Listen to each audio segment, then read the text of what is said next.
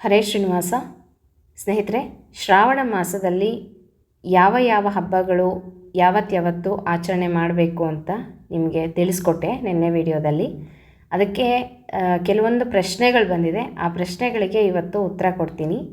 ಹಾಗೆಯೇ ವ್ರತ ಅಂತಂದರೆ ಏನು, ಪೂಜೆ ಅಂತಂದರೆ ಏನು, ಇದ್ರ ಬಗ್ಗೆ ಸಹ ತಿಳಿಸ್ಕೊಡ್ತೀನಂತೆ. ಈಗ ವರಮಹಾಲಕ್ಷ್ಮಿ ಪೂಜೆಯನ್ನು ಮಾಡ್ತಾರೆ, ವರಮಹಾಲಕ್ಷ್ಮಿ ವ್ರತವನ್ನು ಸಹ ಮಾಡ್ತಾರೆ. ಆ್ಯಕ್ಚುಲಿ ವರಮಹಾಲಕ್ಷ್ಮಿ ವ್ರತ ಅಂತಲೇ ಹೇಳೋದು. ಕೆಲವೊಂದಕ್ಕೆ ನಾವು ವ್ರತ ಅಂತ ಕರಿತೀವಿ, ಕೆಲವೊಂದಕ್ಕೆ ಪೂಜೆ ಅಂತ ಹೇಳ್ತೀವಿ. ಹಾಗೆ ಏನು ವ್ಯತ್ಯಾಸ ಇದಕ್ಕೆಲ್ಲನೂ ಅಂತ ಈ ವಿಡಿಯೋದಲ್ಲಿ ತಿಳ್ಕೊಳ್ಳೋಣ ಸ್ನೇಹಿತರೆ. ಹಬ್ಬ ಬರೋದಕ್ಕಿಂತ ಮುಂಚಿತವಾಗಿ ಕೆಲವೊಂದು ಡೌಟ್ಗಳನ್ನು ನಾವು ಕ್ಲಿಯರ್ ಮಾಡ್ಕೊಂಬಿಟ್ರೆ ಯಾವ ರೀತಿಯಾಗಿ ಹಬ್ಬವನ್ನು ಮಾಡಬೇಕು ಅಂತ ನಮಗೆ ಐಡಿಯಾ ಬಂದುಬಿಡತ್ತೆ ಅಲ್ವಾ. ತುಂಬ ಗೊಂದಲಗಳನ್ನು ಇಟ್ಕೊಂಡು ಹಬ್ಬ ಮಾಡಲಿಕ್ಕೆ ಹೋಗಬೇಡ್ರಿ. ಆ ಎಲ್ಲ ಡೌಟ್ಗಳನ್ನು ಮುಂಚಿತವಾಗಿಯೇ ಕ್ಲಿಯರ್ ಮಾಡ್ಕೊಂಡ್ಬಿಟ್ಟು ನಿಮಗೆ ಯಾವ ರೀತಿಯಲ್ಲಿ ಹಬ್ಬ ಮಾಡಲಿಕ್ಕೆ ಅನುಕೂಲ ಆಗುತ್ತೋ ಆ ರೀತಿಯಲ್ಲಿ ಮಾಡ್ಕೊಳ್ರಿ. ಹಾಗಾಗಿ ನಾನು ಕೆಲವೊಂದು ಪ್ರಶ್ನೆಗಳಿಗೆ ಉತ್ತರಗಳನ್ನು ಕೊಡ್ತೀನಿ. ಈ ಪ್ರಶ್ನೆಗಳು ತುಂಬ ಜನಕ್ಕೆ ಇರುತ್ತೆ. ಹಾಗಾಗಿ ಮತ್ತು ಚಾತುರ್ಮಾಸದ ಬಗ್ಗೆನೂ ಒಂದೆರಡು ಪ್ರಶ್ನೆ ಬಂದಿದೆ, ಅದನ್ನು ಸಹ ತಿಳಿಸ್ಕೊಡ್ತೀನಂತೆ. ಮೊದಲನೇದಾಗಿ, ಚಾತುರ್ಮಾಸದಲ್ಲಿ ಏಕಾದಶಿ ಸಂಕಲ್ಪ ಮಾಡಿ ದ್ವಾದಶಿಯ ದಾನ ಕೊಡೋದಾಗಿರಲಿ, ಅಥವಾ ಏಕಾದಶಿಯಿಂದ ರಂಗೋಲಿಗಳನ್ನು ಹಾಕೋದಾಗಿರಲಿ, ಇನ್ನೇನೇ ವ್ರತಗಳನ್ನು ಹಿಡಿಬೇಕು ಅಂದರೆ ದ್ವಾದಶಿ ಮತ್ತು ಹುಣ್ಣಿಮೆ ಲಾಸ್ಟು ಅಂತ ಹೇಳಿದ್ದೆ ನಿಮಗೆ ನಾನು. ಆ 2 ದಿನಗಳು ಆಗಿಲ್ಲ, ಮುಂದೆ ಯಾವಾಗ ಮಾಡ್ಬೋದು, ನೆಕ್ಸ್ಟ್ ಏಕಾದಶಿಗೆ ನಾವು ಸಂಕಲ್ಪ ಮಾಡಿ ಹಿಡಿಬೋದಾ ಅಂತ ತುಂಬ ಜನ ಕೇಳ್ತಾ ಇದ್ರಿ. ಅದಕ್ಕೋಸ್ಕರ ನಾನು ಒಂದು ವಿಷಯವನ್ನು ತಿಳಿಸ್ತಾ ಇದ್ದೀನಿ. ಏಕಾದಶಿ, ಪ್ರಥಮ ಏಕಾದಶಿ ಸಂಕಲ್ಪ ಮಾಡಿ ದ್ವಾದಶಿ ದಾನ ಆಗಿರಲಿ ಅಥವಾ ಯಾವುದೇ ರಂಗೋಲಿ ಇನ್ಯಾವುದೇ ಸೇವೆಯನ್ನು ಹಿಡಿಬೇಕು ಅಂತಿದ್ರೆ ಆಗದೇ ಇದ್ದಿದ್ರೆ ಹುಣ್ಣಿಮೆ ಹಿಡಿಬೋದಾಗಿತ್ತು. ಹುಣ್ಣಿಮೆನೂ ಆಗಿಲ್ಲ, ನಮಗಿನ್ನೂ ಮಾಡಬೇಕು ಅಂತ ಆಸೆ ಇದೆ ಅಂತ ಹೇಳೋರು ಮುಂದೆ ಪಂಚಮಿ ಅಂದರೆ ಸೋಮವಾರ ಟೀಕಾರಾಯರ ಪಂಚಮಿ ಅಂತ ಹೇಳ್ತೀವಿ. ಒಬ್ಬರು ಹಿರಿಯರ ಕಡೆಯಿಂದ ಕೇಳಿ ತಿಳ್ಕೊಂಡಿದ್ದೀನಿ. ಅವ್ರು ಹೇಳಿದ್ರು ಪಂಚಮಿ ಕೊನೆಯದಾಗಿ ಹಿಡಿಯುವಂಥದ್ದು, ಅಂದರೆ ಪಂಚಮಿ ದಿನ ಲಾಸ್ಟು. ನೀವು ಯಾವುದೇ ಒಂದು ಚಾತುರ್ಮಾಸದ ದಾನ ಸೇವೆ ಏನಾದ್ರು ಹಿಡಿಬೇಕು ಅಂತ ಇದ್ದರೆ ಪಂಚಮಿ ಲಾಸ್ಟ್ ಅಂತೆ. ಹಾಗಾಗಿ ಪಂಚಮಿ ದಿವಸನೂ ನೀವು ಸಂಕಲ್ಪ ಮಾಡಿ ವ್ರತವನ್ನು ಹಿಡಿಬೋದು. ಮತ್ತು ಹಿಂದೆ ಇಷ್ಟು ದಿವಸ ಹಾಕಿಲ್ಲದೆ ಇರೋದು ಬಿಟ್ಬಿಡ್ಬೇಕಾ ಅಂದರೆ ಹಾಗಲ್ಲ. ನೀವು ಪಂಚಮಿ ಪ್ರಾರಂಭ ಮಾಡಿದ್ರೆ ಉತ್ಥಾನ ದ್ವಾದಶಿ ಆದಮೇಲೆ ಪಂಚಮಿಗೆ ಕೊನೆ ಮಾಡಬೇಕಾಗತ್ತೆ. ಅಥವಾ ಪಂಚಮಿ ತನಕ ಎಷ್ಟು ದಿನ ಆಗಿದೆ, ದ್ವಾದಶಿ ಏಕಾದಶಿಯಿಂದ ನೀವು ರಂಗೋಲಿ ಹಿಡಿಯೋದಾಯಿತು ಅಂದರೆ ಏಕಾದಶಿಯಿಂದ ಪ್ರಾರಂಭ ಮಾಡಬೇಕಾಗಿತ್ತು.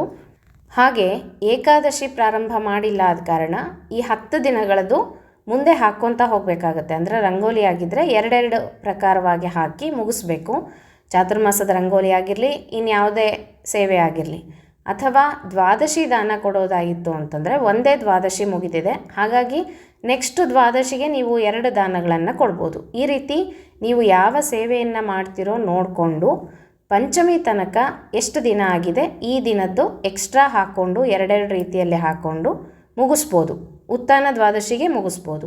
ಅಥವಾ ಪಂಚಮಿಯಿಂದ ಉತ್ಥಾನ ದ್ವಾದಶಿ ಆದ ನೆಕ್ಸ್ಟ್ ಪಂಚಮಿಗೆ ಕೊನೆ ಮಾಡ್ತಕ್ಕಂಥದ್ದು. ಈ ರೀತಿಯಾಗಿ ಮಾಡ್ಬೋದು ಅಂತ ಹೇಳಿದ್ದಾರೆ ಹಿರಿಯರು. ಹಾಗಾಗಿ ನಿಮಗೆ ತಿಳಿಸ್ತಾ ಇದ್ದೀನಿ. ಯಾರು ಇನ್ನೂ ಚಾತುರ್ಮಾಸದ ದಾನಗಳಾಗಿರಲಿ ರಂಗೋಲಿ ಸೇವೆಯನ್ನು ಹಿಡಿಬೇಕು ಆಗಿಲ್ಲ ನಮಗೆ ಅಂತ ಹೇಳೋರು, ನಾಳೆ ಪಂಚಮಿ ದಿವಸ ಅಂದರೆ 3ನೇ ತಾರೀಕು ಸೋಮವಾರ, ಅವತ್ತು ಕೊನೆಯ ದಿನ. ಇನ್ನು ಆಮೇಲೆ ಮತ್ತೆ ಹಿಡಿಲಿಕ್ಕೆ ಬರೋದಿಲ್ಲ ಸ್ನೇಹಿತರೆ. ಯಾರಾದರೂ ಮಾಡಬೇಕು ಅಂತಿದ್ರೆ 3ನೇ ತಾರೀಕು ಸಂಕಲ್ಪ ಮಾಡಿಕೊಂಡು ಮಾಡ್ಬೋದು. ಇದು ಚಾತುರ್ಮಾಸದ ಬಗ್ಗೆ. ಇನ್ನು ಶ್ರಾವಣ ಮಾಸದಲ್ಲಿ ಬುಧ ಬೃಹಸ್ಪತಿ ಯಾವ ದಿನಾಂಕದಲ್ಲಿ ಬಂದಿದೆ ಪೂಜೆ ತಿಳಿಸ್ರಿ ಅಂತ ಹೇಳಿದ್ರಿ. ನಾನು ಅದೊಂದು ಪೂಜೆ ಬಗ್ಗೆ ಮರ್ತಿದ್ದೆ, ಸದ್ಯ ನೆನಪು ಮಾಡಿದ್ರು ಅವರು. ಹಾಗಾಗಿ ಅವ್ರಿಗೆ ಫಸ್ಟ್ ಥ್ಯಾಂಕ್ಸ್ ಹೇಳ್ಬಿಡ್ತೀನಿ. ಈಗ ಶ್ರಾವಣ ಮಾಸದಲ್ಲಿ ಬುಧ ಬೃಹಸ್ಪತಿ ಪೂಜೆಯನ್ನು ಮಾಡ್ತೀವಲ್ವ, ಪ್ರತಿ ಬುಧವಾರ ಬುಧ ಬೃಹಸ್ಪತಿಗಳನ್ನು ಬರೆದು ರಂಗೋಲಿಯಲ್ಲಿ ಬರಿಬೋದು, ಅಥವಾ ದೇವರ ಮನೆಯಲ್ಲಿ ಫೋಟೋ ಇಟ್ಟು ಪೂಜೆಯನ್ನು ಮಾಡ್ಬೋದು, ಅಥವಾ ಅಡುಗೆ ಮನೆಯಲ್ಲಿ ಅಡುಗೆ ಮಾಡುವಂಥ ಗೋಡೆಗೆ ಬರೆದು ಪೂಜೆಯನ್ನು ಮಾಡ್ಬೋದು. ನೀವು ಹಣ ಇಡ್ತಕ್ಕಂಥ ಬೀರು ಅಲ್ಲಿ ಸಹ ಬರೆದು ಪೂಜೆಯನ್ನು ಮಾಡ್ಬೋದು ಅಂತ ನಿಮಗೆ ಪ್ರತಿ ವರ್ಷವೂ ನಾನು ತಿಳಿಸ್ಕೊಡ್ತಾ ಇದ್ದೀನಿ. ಹಾಗೆ ನಿಮ್ಮ ಅನುಕೂಲದ ಪ್ರಕಾರ ಬುಧ ಬೃಹಸ್ಪತಿಯ ಪೂಜೆಯನ್ನು ಮಾಡ್ಬೋದು. ಯಾವ ದಿನಾಂಕದಲ್ಲಿ ಪೂಜೆಯನ್ನು ಮಾಡಬೇಕು ಅಂತಂದರೆ ಆಗಸ್ಟ್ 12ನೇ ತಾರೀಕು ಅಮಾವಾಸ್ಯೆ ಆಗುತ್ತೆ. ಆಗಸ್ಟ್ 13ರಿಂದ ನಮಗೆ ಶ್ರಾವಣ ಮಾಸ ಪ್ರಾರಂಭ ಆಗ್ತಾ ಇದೆ. ಆಗಸ್ಟ್ 19ನೇ ತಾರೀಕು ಮೊದಲ ಪೂಜೆಯನ್ನು ಮಾಡಬೇಕು, ಬುಧ ಬೃಹಸ್ಪತಿಯ ಮೊದಲ ಪೂಜೆಯನ್ನು ಮಾಡಬೇಕು. ನಂತರ ಆಗಸ್ಟ್ 26 ಬುಧವಾರ ಎರಡನೇ ಪೂಜೆಯನ್ನು ಮಾಡಬೇಕು. ನಂತರ ಸೆಪ್ಟೆಂಬರ್ 2ನೇ ತಾರೀಕು 3ನೇ ಪೂಜೆ ಬರುತ್ತೆ.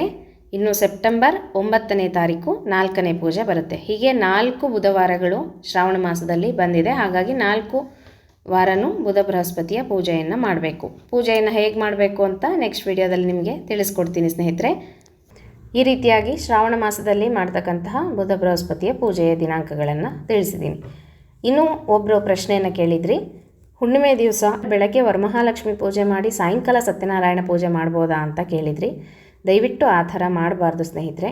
ಯಾಕೆ ಅಂದರೆ ಫಸ್ಟು ಭಗವಂತನ ಪೂಜೆ, ನಂತರ ಲಕ್ಷ್ಮೀದೇವಿ ಪೂಜೆ. ತಾರತಮ್ಯದ ಪ್ರಕಾರ ನಾವು ನೋಡೋದಾಯಿತು ಅಂದರೆ ಫಸ್ಟು ಭಗವಂತ, ನಂತರ ಲಕ್ಷ್ಮೀದೇವಿ, ನಂತರ ಬ್ರಹ್ಮ ವಾಯುದೇವರು, ಆಮೇಲೆ ಸರಸ್ವತಿ ಭಾರತಿ ದೇವಿ ಅಂತ ಹೇಳ್ತೀವಿ. ಈ ರೀತಿಯಾಗಿ ತಾರತಮ್ಯದ ಪ್ರಕಾರವಾಗಿ ದೇವರ ಪೂಜೆಯನ್ನು ನಾವು ಮಾಡಬೇಕಾಗತ್ತೆ. ಅಥವಾ ಬ್ರಹ್ಮದೇವರು ಸರಸ್ವತಿ ದೇವಿ, ವಾಯುದೇವರು ಭಾರತಿ ದೇವಿ ಅಂತಲೂ ಸಹ ಹೇಳ್ಬೋದು. ಹಾಗಿದ್ದಾಗ ಲಕ್ಷ್ಮೀದೇವಿ ಪೂಜೆಯನ್ನು ಪ್ರಥಮವಾಗಿ ಮಾಡಿ ನಂತರ ನಾರಾಯಣನ ಪೂಜೆಯನ್ನು ಮಾಡಬಾರ್ದು. ಯಾವಾಗಲೂ ಫಸ್ಟು ನಾರಾಯಣನ ಪೂಜೆ, ನಂತರ ಲಕ್ಷ್ಮೀದೇವಿ ಪೂಜೆ. ಭಗವಂತನ ಪೂಜೆ ಇಲ್ಲದೆ ಲಕ್ಷ್ಮೀದೇವಿ ಯಾವತ್ತೂ ಪೂಜೆಯನ್ನು ಸ್ವೀಕಾರ ಮಾಡೋದಿಲ್ಲ. ಒಂದು ದೀಪ ಹಚ್ಚಿರಿ, ಭಗವಂತನಿಗೆ ತೋರಿಸಿ ಲಕ್ಷ್ಮೀದೇವಿಗೆ ತೋರಿಸ್ಬೇಕು. ಆರತಿ ಮಾಡಿರಿ, ಭಗವಂತನಿಗೆ ತೋರಿಸಿ ಲಕ್ಷ್ಮೀದೇವಿಗೆ ತೋರಿಸ್ಬೇಕು. ನಂತರ ನೈವೇದ್ಯ ಮಾಡಿದ್ರು ಭಗವಂತನಿಗೆ ನೈವೇದ್ಯ, ನಂತರ ಲಕ್ಷ್ಮೀದೇವಿಗೆ ರಮಾ ನೈವೇದ್ಯ ಅಂತ ಹೇಳಿಬಿಟ್ಟು ಭಗವಂತನ ನೈವೇದ್ಯದಲ್ಲಿನೇ ರಮಾ ನೈವೇದ್ಯವನ್ನು ಮಾಡಿ ಮತ್ತು ರಮಾದೇವಿಗೆ ಅಂದರೆ ಲಕ್ಷ್ಮೀದೇವಿಗೆ ನೈವೇದ್ಯವನ್ನು ಮಾಡ್ತಾರೆ. ಹಾಗಿದ್ದಾಗ ಫಸ್ಟು ವರಮಹಾಲಕ್ಷ್ಮಿ ಪೂಜೆಯನ್ನು ಮಾಡಿ ಸಾಯಂಕಾಲ ಸತ್ಯನಾರಾಯಣ ಪೂಜೆಯನ್ನು ಮಾಡಬಾರ್ದು. ನೀವು ಬೇಕಂದರೆ ಬೆಳಗ್ಗೆ ಸತ್ಯನಾರಾಯಣ ಪೂಜೆಯನ್ನು ಮಾಡಿ ನಂತರ ಸಾಯಂಕಾಲ ಗೋಧೂಳಿ ಸಮಯದಲ್ಲಿ ವರಮಹಾಲಕ್ಷ್ಮಿ ಪೂಜೆಯನ್ನು ಮಾಡ್ತೀವಿ ಅಂದರೆ ಮಾಡ್ಬೋದೇ ವಿನಃ ಬೆಳಗ್ಗೆ ವರಮಹಾಲಕ್ಷ್ಮಿ ಮಾಡಿ ನಂತರ ಸತ್ಯನಾರಾಯಣ ಪೂಜೆಯನ್ನು ಮಾಡಬಾರ್ದು ಸ್ನೇಹಿತರೆ. ಒಂದು ಪ್ರಶ್ನೆ, ಮನೆಯಲ್ಲಿ ಯಾರಾದರೂ ತೀರಿಕೊಂಡಿದ್ದರೆ 1 ವರ್ಷ ಆಗಿಲ್ಲ ಅಂತ ಅಂದರೆ ಕಳಶವನ್ನು ಕೂಡಿಸ್ಬೋದಾ ಈ ಒಂದು ಶ್ರಾವಣ ಮಾಸದಲ್ಲಿ ಹಬ್ಬಗಳಲ್ಲಿ ಅಂತ ಕೇಳಿದ್ರಿ. ಇದ್ರ ಬಗ್ಗೆ ತುಂಬ ಪ್ರಶ್ನೆ ಬರ್ತಾ ಇದೆ ನನಗೆ. ಅದಕ್ಕೋಸ್ಕರ ಈ ವಿಡಿಯೋ ಮಾಡ್ತಾಯಿದ್ದೀನಿ. ಮುಖ್ಯವಾಗಿ ಹೇಳಬೇಕು ಅಂದರೆ ಇದಕ್ಕೋಸ್ಕರನೇ, ಈ ವಿಷಯಕ್ಕೋಸ್ಕರನೇ ಮಾಡ್ತಾಯಿದ್ದೀನಿ. ತುಂಬ ಜನಕ್ಕೆ ತುಂಬ ಗೊಂದಲ ಇರುತ್ತೆ. ಈಗ 10 ತಿಂಗಳಾಗೋಗಿದೆ, 11 ತಿಂಗಳಾಗಿದೆ, ಮನೆಯಲ್ಲಿ ಅತ್ತೆ ಮಾವ ಬಂಧು ಬಳಗದವರು ಯಾರಾದರೂ ಹೋಗಿದ್ದಾರೆ, ಮತ್ತು ನಮಗೆ ಕಳಶ ಸ್ಥಾಪನೆ ಬರುತ್ತಾ, ಪೂಜೆ ಮಾಡ್ಕೋಬೋದಾ ಅಂತೆಲ್ಲ ಕೇಳ್ತಾಯಿದ್ರಿ. ಈಗ ಫಸ್ಟು ನಾವು ಯಾವ ಬಳಗದಲ್ಲಿ ಹೋಗಿದ್ರೆ 1 ವರ್ಷ ಹಬ್ಬ ಇಲ್ಲ ಅಥವಾ ಕಳಶ ಸ್ಥಾಪನೆ ಇಲ್ಲ ಅಂತ ತಿಳ್ಕೊಳ್ಳೋಣ ಸ್ನೇಹಿತರೆ. ಈಗ ಒಬ್ಬ ಸ್ತ್ರೀ ಮದುವೆ ಆಗಿ ಗಂಡನ ಮನೆಗೆ ಹೋದ ಮೇಲೆ ಎಲ್ಲ ಪದ್ಧತಿಗಳು, ಆಚಾರ ವಿಚಾರಗಳು ಗಂಡನ ಮನೆಯ ಸಂಪ್ರದಾಯದಂತಲೇ ಆಚರಣೆ ಮಾಡಬೇಕಾಗತ್ತೆ. ಹಾಗೆಯೇ ಗಂಡನ ಮನೆಯ ಕಡೆ ಯಾರಾದರೂ ತೀರಿ ಹೋಗಿದ್ದರೆ ಅವರಿಗೆ 1 ವರ್ಷದ ದಿನ ವ್ರತಗಳನ್ನು ಮಾಡಲಿಕ್ಕೆ ಬರೋದಿಲ್ಲ ಅಂತ ಹೇಳ್ತಾರೆ. ಅಂದರೆ ಗಂಡನ ತಂದೆ ತಾಯಿ ಅಥವಾ ಗಂಡನ ಅಣ್ಣ ಭಾವ, ಗಂಡನ ಅಣ್ಣನ ಹೆಂಡತಿ ಅಂದರೆ ಓರ್ಗಿತ್ತಿ ಅಂತ ಹೇಳ್ತೀವಿ, ನೆಗಣ್ಣಿ ಅಂತಲೂ ಹೇಳ್ತೀವಿ, ಅವ್ರು ಹೋಗಿದ್ರೆ, ಅವ್ರ ಮಕ್ಕಳುಗಳು ಗಂಡು ಮಕ್ಕಳು ಯಾರಾದರೂ ಹೋಗಿದ್ರೆ, ಈ ರೀತಿಯಾಗಿ ಒಟ್ಟಿನಲ್ಲಿ ಗಂಡನ ಕಡೆ ಯಾರಾದರೂ ಹೋಗಿದ್ರೆ, ಮತ್ತು ಅವ್ರ ತಂಗಿ ಅವರೆಲ್ಲ ಸಂಬಂಧ ಬರಲ್ಲ, ಯಾಕಂದರೆ ಅವ್ರ ಮದುವೆಗಳಾಗಿ ಹೋಗ್ಬಿಟ್ಟಿರ್ತಾರೆ. ಹಾಗಾಗಿ ಯಾರು ಗಂಡನ ತಂದೆಯ ಕಡೆ ಹೋಗಿರ್ತಾರೋ, ಚಿಕ್ಕ ಮಾವ ಚಿಕ್ಕ ಅತ್ತೆ, ಆ ರೀತಿಯಾಗಿ ದೊಡ್ಡ ಮಾವ ದೊಡ್ಡ ಅತ್ತೆ, ಅವ್ರ ಮಕ್ಕಳು ಅವ್ರ ಸೊಸೆಂದರು, ಈ ರೀತಿಯಾಗಿ ಹೋಗಿದ್ದಾಗ ಮಾತ್ರ ನಿಮಗೆ ಯಾರು ಪೂಜೆಯನ್ನು ಮಾಡಬೇಕು ಅಂತ ಅಂದ್ಕೊತಾ ಇರ್ತೀರೋ 1 ವರ್ಷದ ದಿನ ಕಳಶ ಸ್ಥಾಪನೆ ಇರೋದಿಲ್ಲ. ಹಬ್ಬ ಮಾಡಬಾರ್ದಾ ಅಂತಂದರೆ ಹಬ್ಬ ಮಾಡ್ಕೋಬೋದು, ತೊಂದರೆ ಇಲ್ಲ. ಅಂದರೆ ಅವ್ರ ಮನೆಗಳಲ್ಲಿ ಯಾರು ಹೋಗಿರ್ತಾರೋ ಅವ್ರ ಕರ್ತೃಗಳು ಅವ್ರ ಕಾರ್ಯಗಳನ್ನು ಮಾಡ್ತಾ ಇರ್ತಾರೆ. ಪ್ರತಿ ತಿಂಗಳು ಮಾಸಿಕ ಅದೆಲ್ಲ ಮಾಡ್ತಾ ಇರ್ತಾರೆ. ಹಾಗಾಗಿ ಅವರಿಗೆ ಜಾಸ್ತಿ ಸಂಬಂಧಪಡುತ್ತೆ, ನಿಮಗೇನಿಲ್ಲ. ನಿಮ್ಮ ಮನೆಯಲ್ಲಿ ನಿಮ್ಮ ಅತ್ತೆ ಮಾವ ಯಾರಾದರೂ ಹೋಗಿದ್ದರೆ ಮಾತ್ರ ಪೂಜೆ ಅಂತಂದರೆ ದೇವರ ಪೂಜೆ ದಿನನಿತ್ಯ ಮಾಡಬೇಕು. ಪೂಜೆ ಮಾತ್ರ ಯಾವತ್ತೂ ನಿಲ್ಲಿಸಬಾರ್ದು ಸ್ನೇಹಿತರೆ. ಮನೆಯಲ್ಲಿ ಅತ್ತೆ ಮಾವ ಹೋಗಿರಲಿ, ಮೈದ್ನ ಭಾವ ಯಾರೇ ಆಗಿರಲಿ, ಪೂಜೆ ಮಾತ್ರ ನಿಲ್ಲಿಸಬಾರ್ದು. ದಿನನಿತ್ಯ ದೇವರ ಪೂಜೆಯನ್ನಂತೂ ಮಾಡಲೇಬೇಕು, ಕಂಪಲ್ಸರಿ. ಹಾಗೆ ನೀವು ದೇವರ ಪೂಜೆಯನ್ನು ಮಾಡಿ ದೇವರಿಗೆ ಅಡುಗೆ ನೈವೇದ್ಯವನ್ನು ಮಾಡಿ ಊಟವನ್ನು ಮಾಡ್ಬೋದು, ಆಯಿತಾ. ಮತ್ತು ಮನೆಗೆ ತೋರಣವನ್ನು ಕಟ್ಟೋ ಹಾಗಿಲ್ಲ, 1 ವರ್ಷದ ದಿನವೂ ತೋರಣವನ್ನು ಕಟ್ಟೋ ಹಾಗಿಲ್ಲ. ಮನೆಯಲ್ಲಿ ಸದ್ಯವಾಗಿ ಅತ್ತೆ ಮಾವಂದರು, ಭಾವ, ಮೈದ್ನ ಈ ಥರ ಯಾರಾದರೂ ಹೋಗಿದ್ದರೆ ಹೊಸ ಬಟ್ಟೆ ತೊಗೊಂಡು ಉಟ್ಕೊಳ್ಳೋ ಹಾಗಿಲ್ಲ. ಮತ್ತು ಏನು ಮಾಡ್ಬೋದು ಅಂತಂದರೆ ದೇವರ ಪೂಜೆ, ಅಡುಗೆ, ನೈವೇದ್ಯ ಮಾಡಿ ನೀವು ಊಟವನ್ನು ಮಾಡ್ಬೋದು ಅಷ್ಟೇ. ಇಷ್ಟು ಬಿಟ್ಟರೆ ಜಾಸ್ತಿ ಮಾಡೋದಕ್ಕೆ ಬರೋದಿಲ್ಲ. ಹಬ್ಬಗಳೆಲ್ಲನೂ ಮಾಡ್ಬೋದು. ಕಳಶ ಸ್ಥಾಪನೆ, ವ್ರತಗಳು, ದೊಡ್ಡ ದೊಡ್ಡ ವ್ರತಗಳೆಲ್ಲ ಬರುತ್ತಲ್ಲ, ಅದೆಲ್ಲ ಯಾವುದೂ ಮಾಡೋದಕ್ಕೆ ಬರೋದಿಲ್ಲ. ವರಮಹಾಲಕ್ಷ್ಮಿ ಆಗಿರಲಿ, ಸ್ವರ್ಣಗೌರಿ ವ್ರತ ಆಗಿರಲಿ, ಈ ರೀತಿಯಾಗಿ ಯಾವ ಹಬ್ಬನೂ ಆ ರೀತಿಯಾಗಿ ಕಳಶ ಸ್ಥಾಪನೆ ಮಾಡಿ ವ್ರತವನ್ನು ಮಾಡಲಿಕ್ಕೆ ಬರೋದಿಲ್ಲ. ಪೂಜೆಯನ್ನು ಮಾಡ್ಕೋಬೋದು, ದೇವರ ಪೂಜೆಯನ್ನು ಮಾಡ್ಕೋಬೋದು, ಫೋಟೋ ಪೂಜೆಯನ್ನು ಮಾಡ್ಕೋಬೋದು, ದಿನನಿತ್ಯ ರಂಗೋಲಿಯನ್ನು ಹಾಕ್ಕೊಂಡು ದೇವರ ಕಟ್ಟೆಗೆ ದೇವರ ಪೂಜೆಯನ್ನು ಮಾಡ್ಕೋಬೋದು. ಕೆಲವೊಂದು ಕಡೆ ಸಂಪ್ರದಾಯ ಹೆಂಗಿದೆ ಅಂತಂದರೆ, ಅತ್ತೆ ಮಾವ ಯಾರಾದರೂ ಹೋಗಿದರೆ 1 ವರ್ಷದ ತನಕನೂ ಬಾಗಿಲಿಗೆ ರಂಗೋಲಿಯನ್ನು ಹಾಕೋದಿಲ್ಲ. ಅದು ಕೆಲವೊಂದು ಊರುಗಳಲ್ಲಿ ಆ ಥರ ಆಚರಣೆ ಇದೆ. ನಮ್ಮ ಕಡೆ ಏನೂ ಹಾಗಿಲ್ಲ ಸ್ನೇಹಿತರೆ. ರಂಗೋಲಿ ಎಲ್ಲ ಹಾಕ್ತೀವಿ, ಅಂದರೆ ಈ ಥರ ವ್ರತಗಳನ್ನು ಮಾಡಲಿಕ್ಕೆ ಬರೋದಿಲ್ಲ. ಹಾಗೆ ನಿಮ್ಮ ಸಂಪ್ರದಾಯ ಹೇಗಿದೆಯೋ ಹಾಗೆ ಮಾಡ್ಕೊಳ್ರಿ. ಒಟ್ಟಿನಲ್ಲಿ ಗಂಡನ ಕಡೆ ಯಾರಾದರೂ ಹೋಗಿದರೆ ಮಾತ್ರ ಕಳಶ ಸ್ಥಾಪನೆ ಬರೋದಿಲ್ಲ. ಅದು 10 ತಿಂಗಳಾಗಿರಲಿ, 11 ತಿಂಗಳಾಗಿರಲಿ, 1 ವರ್ಷ, ವರ್ಷಾಂತಿಕ ಆಗೋ ತನಕನೂ ಬರೋಲ್ಲ ಸ್ನೇಹಿತರೆ. ಏನು ಅಂದರೆ ಹೊಸದಾಗಿ ಸಂಕಲ್ಪವನ್ನು ಮಾಡ್ಕೊಳ್ಳೋದಕ್ಕೆ ಬರೋದಿಲ್ಲ ಅಂತ ಹೇಳ್ತಾರೆ. ಮೊದಲೇ ನಾವು ಸಂಕಲ್ಪ ಮಾಡಿಬಿಟ್ಟಿದ್ವಿ, ಆಮೇಲೆ ಹೋಗಿದ್ದಾರೆ ಅಂತಂದರೆ ಅದನ್ನು ನೀವು ಕಂಟಿನ್ಯೂ ಮಾಡ್ಬೋದು, ತೊಂದರೆ ಇಲ್ಲ. ಈಗ ಚಾತುರ್ಮಾಸದಾಗಿರಲಿ, ಇನ್ಯಾವುದೋ ಸಂಕಲ್ಪವನ್ನು ಮಾಡ್ಕೊಂಬಿಟ್ಟಿದ್ದೀವಿ, 5 ವರ್ಷದ ರಂಗೋಲಿ ಒಂದೇ ಸಲ ಸಂಕಲ್ಪ ಮಾಡ್ತೀವಿ ಅಲ್ವಾ? ಹಾಗೆ ಸಂಕಲ್ಪ ಮಾಡಿಕೊಂಡು ಹಿಡಿಯೋಂಥದ್ದಾಗಿದ್ದರೆ, ಮುಂಚೆನೇ ಸಂಕಲ್ಪ ಆಗಿದೆ, ನಂತರ ಅವ್ರು ಹೋಗಿದ್ದಾರೆ ಅಂತಂದರೆ ನೀವು ಅದನ್ನು ಕಂಟಿನ್ಯೂ ಮಾಡ್ಕೊಂಡು ಹೋಗ್ಬೋದು, ತೊಂದರೆ ಇಲ್ಲ.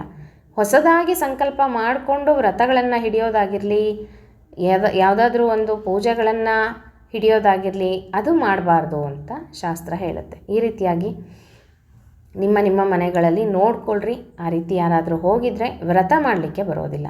ವರಮಹಾಲಕ್ಷ್ಮಿ ವ್ರತ ಮತ್ತು ಸ್ವರ್ಣಗೌರಿ ವ್ರತ, ಈ ಥರ ವ್ರತಗಳು ಅಂತ ಏನು ಹೇಳ್ತೀವಿ ಅದ್ಯಾವುದನ್ನು ಮಾಡಲಿಕ್ಕೆ ಬರೋದಿಲ್ಲ. ಇನ್ನು ಮುಖ್ಯವಾಗಿ ವ್ರತ ಮತ್ತು ಪೂಜೆಯ ಬಗ್ಗೆ ತಿಳಿಸ್ಕೊಡ್ತೀನಿ ಅಂತ ಹೇಳಿದ್ದೆ ನಿಮಗೆ. ಪೂಜೆ ಅಂತಂದರೆ ಏನು? ನಾವು ಫೋಟೋ ಇಟ್ಟು ಫೋಟೋ ಪೂಜೆಯನ್ನು ಮಾಡ್ತೀವಿ, ದಿನನಿತ್ಯ ಮಾಡುವಂಥ ಪೂಜೆ ಅಲ್ವಾ? ಫೋಟೋ ಪೂಜೆಯನ್ನು ಮಾಡ್ತೀವಿ. ಹಾಗೆ ದಿನನಿತ್ಯ ಮಾಡ್ತಕ್ಕಂಥ ಪೂಜೆಗಳು, ನಾವು ಮಣ್ಣೆತ್ತಿನ ಅಮಾವಾಸ್ಯೆ ಪೂಜೆಯನ್ನು ಮಾಡ್ತೀವಿ, ಅದು ಒಂದು ಪೂಜೆ ಅಂತ ಕರೆಸ್ಕೊಳ್ಳುತ್ತೆ. ಆಮೇಲೆ ಗೌರಿಯನ್ನು ಕೂಡಿಸಿ ಶೀಗಿ ಗೌರಿ ಪೂಜೆ ಅಂತ ಹೇಳ್ತೀವಿ, ಅದು ಪೂಜೆ ಅಂತ ಕರೆಸ್ಕೊಳ್ಳುತ್ತೆ. ಈ ರೀತಿಯಾಗಿ ಇನ್ನು ಜ್ಯೋತಿರ್ಭೀಮೇಶ್ವರ, ಅದು ವ್ರತ ಅಂತ ಹೇಳ್ತೀವಿ ಅಲ್ವಾ? ಇಷ್ಟು ವರ್ಷಗಳ ಕಾಲ ಆಚರಣೆಯನ್ನು ಮಾಡಬೇಕು ಅಂತ ನಿಯಮ ಇರುತ್ತೆ. ವ್ರತ ಅಂತಂದರೆ ಏನು ಅಂದರೆ ನಿಯಮಗಳನ್ನು ಪಾಲನೆ ಮಾಡ್ತಕ್ಕಂಥದ್ದು, ಅದಕ್ಕೆ ವ್ರತ ಅಂತ ಹೇಳ್ತಾರೆ. ವ್ರತಗಳನ್ನು ನಾವು ಹಿಡಿಯುವಾಗ ಅಂದರೆ ವರಮಹಾಲಕ್ಷ್ಮಿ ವ್ರತ ಅಂತಲೇ ಹೇಳ್ತಾರೆ ಸ್ನೇಹಿತರೆ. ವರಮಹಾಲಕ್ಷ್ಮಿ ಪೂಜೆ ಅಂತ ಎಲ್ಲೂ ಇಲ್ಲ. ಈಗ ಎಲ್ಲರೂ ವರಮಹಾಲಕ್ಷ್ಮಿ ಪೂಜೆ ಅಂತ ಹೇಳಿ ಪ್ರತಿಯೊಬ್ಬರೂ ವರಮಹಾಲಕ್ಷ್ಮಿ ಪೂಜೆಯನ್ನು ಮಾಡ್ತಾರೆ, ತಪ್ಪಿಲ್ಲ, ಮಾಡ್ಬೋದು. ಆದರೆ ವ್ರತನೇ ಬೇರೆ, ಪೂಜೆನೇ ಬೇರೆ. ವ್ರತ ಅಂದರೆ ಹೇಗೆ ಮಾಡಬೇಕು? ವ್ರತಕ್ಕೆ ಸೀರೆ ಉಡಿಸೋದಾಗಿರಲಿ, ಈಗ ನನಗೆ ತುಂಬ ಪ್ರಶ್ನೆಗಳು ಬರ್ತಾ ಇದೆ, ಯಾವ ಬಣ್ಣದ ಸೀರೆ ತೊಗೋಬೇಕು ವರಮಹಾಲಕ್ಷ್ಮಿಗೆ ಅಂತ. ವರಮಹಾಲಕ್ಷ್ಮಿ ವ್ರತದಲ್ಲಿ ಸೀರೆ ಉಡಿಸುವಂಥ ಪದ್ಧತಿನೇ ಇಲ್ಲ ಸ್ನೇಹಿತರೆ. ಹಾಗಾಗಿ ಮಡಿಯಿಂದ ಮಾಡ್ತಕ್ಕಂಥದ್ದು ವ್ರತ, ನಿಯಮಗಳನ್ನು ಪಾಲನೆ ಮಾಡಿ ಮಾಡ್ತಕ್ಕಂಥದ್ದು ವ್ರತ. ಹೀಗೆ ಮಾಡಬೇಕು ಅಂತ ನಿಯಮಗಳಿದೆ. ಒಂದು ವ್ರತ ಮಾಡಬೇಕು ಅಂದರೆ ಯಾವ ರೀತಿ ಮಾಡಬೇಕು, ಎಷ್ಟು ವರ್ಷ ಮಾಡಬೇಕು ಅಂತ ಎಲ್ಲ ನಿಯಮಗಳಿರುತ್ತೆ.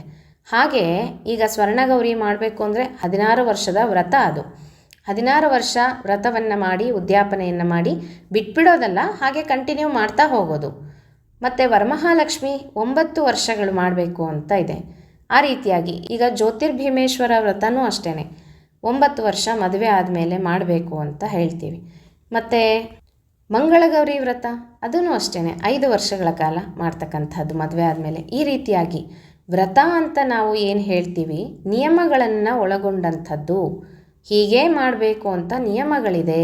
ಹೇಗೆ ಮಾಡಬೇಕು ವ್ರತಗಳು ಅಂತಂದರೆ, ಆಚಾರ್ಯರ ಮುಖೇನ ಫಸ್ಟು ನಾವು ಆಚಾರ್ಯರನ್ನು ಕರಿಬೇಕು ಮನೆಗೆ. ಆಚಾರ್ಯರನ್ನು ಕರೆಸಿ ನಿಯಮಗಳು ಏನೇನಿದೆ ಅಂತ ತಿಳ್ಕೊಂಡು ಅದೇ ನಿಯಮ ವಿಧಿಪೂರ್ವಕವಾಗಿ ಆಚಾರ್ಯರ ಮುಖೇನ ದಂಪತಿಗಳು ಕೂತ್ಕೊಂಡು ಪುಣ್ಯಾಹಗಳನ್ನು ಮಾಡಿಸ್ಕೊಂಡು ಸಂಕಲ್ಪಪೂರ್ವಕವಾಗಿ ವ್ರತವನ್ನು ಧಾರಣೆ ಮಾಡ್ಕೋಬೇಕು. ನಂತರ ಅದಕ್ಕೆ ಉದ್ಯಾಪನೆ ಅಂತ ಇರುತ್ತೆ. ಪ್ರಥಮವಾಗಿ ಉದ್ಯಾಪನೆ ಮಾಡ್ಬೋದು, ಮಧ್ಯದಲ್ಲೂ ಉದ್ಯಾಪನೆಯನ್ನು ಮಾಡ್ಬೋದು, ಕೊನೆಯದಾಗಿ ಆ ವ್ರತ ಎಲ್ಲ ಮುಗಿದ ಮೇಲೆ ಉದ್ಯಾಪನೆ ಮಾಡಿ ಹಾಗೆ ಕಂಟಿನ್ಯೂ ಮಾಡ್ತಾ ಹೋಗ್ಬೋದು. ಈಗ ವರಮಹಾಲಕ್ಷ್ಮಿ 9 ವರ್ಷ ಮಾಡಿ ಮುಗ್ದೋಯ್ತು ಅಂತ ಇಲ್ಲ, ಹಾಗೆ ಕಂಟಿನ್ಯೂ ಮಾಡ್ತಾ ಹೋಗ್ಬೋದು. ಆದರೆ ಉದ್ಯಾಪನೆಯನ್ನಂತೂ ಮಾಡಬೇಕು. ಸ್ವರ್ಣಗೌರಿಗೂ ಸಹ 16 ವರ್ಷ ಮಾಡಿ ಉದ್ಯಾಪನೆಯನ್ನು ಮಾಡಬೇಕು. ಈ ರೀತಿಯಾಗಿ ವ್ರತ ಅಂದ ತಕ್ಷಣ ನಮಗೆ ಉದ್ಯಾಪನೆ ಮತ್ತು ಪುಣ್ಯಾಹಗಳು ನೆನಪಾಗುತ್ತೆ, ಸಂಕಲ್ಪ ನೆನಪಾಗುತ್ತೆ. ಪೂಜೆಗೂ ಸಹ ಸಂಕಲ್ಪ ಮಾಡ್ತೀವಿ, ಇಲ್ಲ ಅಂತಲ್ಲ. ಪೂಜೆನೇ ಬೇರೆ, ವ್ರತನೇ ಬೇರೆ. ವರಮಹಾಲಕ್ಷ್ಮಿ ವ್ರತ ಅಂತ ಹೇಳ್ತಾರೆ ವಿನಃ ಪೂಜೆ ಅಂತ ಹೇಳೋದಿಲ್ಲ. ಹಾಗಾಗಿ ವರಮಹಾಲಕ್ಷ್ಮಿಯ ಕಳಶವನ್ನು ಸ್ಥಾಪನೆ ಮಾಡಿ ಪೂಜೆಯನ್ನು ಮಾಡ್ತಕ್ಕಂಥದ್ದು. ಕಳಶಕ್ಕೆ ಯಾರೂ ಸೀರೆಯನ್ನು ಉಡಿಸೋದಿಲ್ಲ ವ್ರತವನ್ನು ಮಾಡ್ತಕ್ಕಂಥವರು. ವ್ಯತ್ಯಾಸಗಳು ಇರುತ್ತೆ ಸ್ನೇಹಿತರೆ, ವ್ರತ ಮಾಡೋದಕ್ಕೂ ಮತ್ತು ಪೂಜೆಯನ್ನು ಮಾಡೋದಕ್ಕೂ. ಹಾಗಾಗಿ ಕೆಲವೊಂದು ಪದ್ಧತಿಗಳು ಬರ್ತಾ ಬರ್ತಾ ಬರ್ತಾ ಸ್ವಲ್ಪ ಯಾರ್ಯಾರಿಗೆ ಹೇಗೆ ಬೇಕೋ ಹಾಗಾಗಿ ಬದಲಾವಣೆ ಆಗ್ತಾ ಹೋಗುತ್ತೆ, ಇಲ್ಲ ಅಂತಲ್ಲ. ಕಾಲಕ್ಕೆ ತಕ್ಕ ಹಾಗೆ ಬದಲಾವಣೆಗಳು ನಡೆಯುತ್ತೆ. ಪ್ರತಿಯೊಬ್ಬರೂ ವರಮಹಾಲಕ್ಷ್ಮಿ ಪೂಜೆಯನ್ನು ಮಾಡಬೇಕು, ಮಾಡ್ತಾರೆ. ಹಾಗೆಯೇ ವ್ರತವನ್ನು ಸಹ ಮಾಡಬೇಕು. ಯಾರ ಮನೆಯಲ್ಲಿ ವರಮಹಾಲಕ್ಷ್ಮಿ ವ್ರತ ಪದ್ಧತಿ ಇದೆಯೋ ಅವರು ವರಮಹಾಲಕ್ಷ್ಮಿಯನ್ನು ಮಾಡ್ತಾರೆ. ಮಾಸ ಮಹಾಲಕ್ಷ್ಮಿ ವ್ರತ ಯಾರ ಮನೆಯಲ್ಲಿ ಪದ್ಧತಿ ಇದೆಯೋ ಮಾಸ ಮಹಾಲಕ್ಷ್ಮಿಯನ್ನು ಕೂಡಿಸಿ 1 ತಿಂಗಳು ಗೌರಿ ಪೂಜೆಯನ್ನು ಮಾಡ್ತಾರೆ. ಈ ರೀತಿ ಜ್ಯೇಷ್ಠ ಗೌರಿ ಪೂಜೆಯನ್ನು ಮಾಡ್ತಾರೆ. ಈ ರೀತಿಯಾಗಿ ವ್ರತಗಳು ಪೂಜೆಗಳು ಅಂತ ವ್ಯತ್ಯಾಸ ಇರುತ್ತೆ, ನಿಯಮಗಳಲ್ಲಿ ವ್ಯತ್ಯಾಸ ಇರುತ್ತೆ. ಯಾವ ನಿಯಮವನ್ನು ಪಾಲಿಸಿ ನಾವು ಪೂಜೆಯನ್ನು ಮಾಡ್ತೀವೋ ಅದನ್ನು ವ್ರತ ಅಂತ ಕರಿತೀವಿ. ಇದಿಷ್ಟು ಕೆಲವೊಬ್ಬರಿಗೆ ಕೆಲವೊಂದು ಡೌಟ್ಗಳು ಬಂದಿತ್ತು, ಹಾಗಾಗಿ ತಿಳಿಸ್ಕೊಟ್ಟಿದ್ದೀನಿ. ಮತ್ತು ಮುಂದಿನ ವಿಡಿಯೋದಲ್ಲಿ ಆಷಾಢ ಬಹುಳ ದ್ವಾದಶಿ ದಿವಸ ಗೌರಿ ಪೂಜೆಯನ್ನು ಹೇಗೆ ಮಾಡ್ಕೋಬೇಕು, ಏನೇನು ತಂದಿಟ್ಕೋಬೇಕು ಅಂತ ನಿಮಗೆ ತಿಳಿಸ್ಕೊಡ್ತೀನಿ ಸ್ನೇಹಿತರೆ. ಮುಂದಿನ ವಿಡಿಯೋ ಒಟ್ಟಿಗೆ ಸಿಗ್ತೀನಂತೆ. ಹರೇ ಶ್ರೀನಿವಾಸ.